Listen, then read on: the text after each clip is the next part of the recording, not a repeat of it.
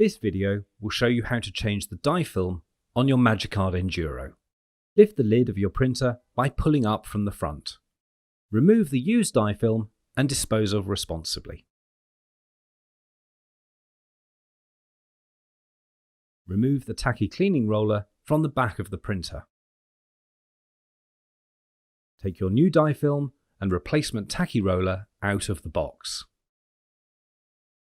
Remove the metal bar from the middle of your old tacky roller and insert it into the new one.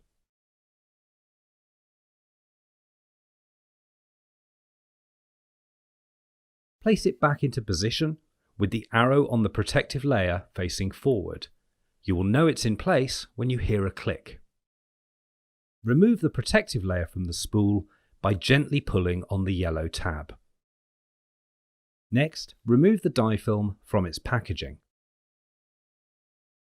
Slot both spools into place as shown.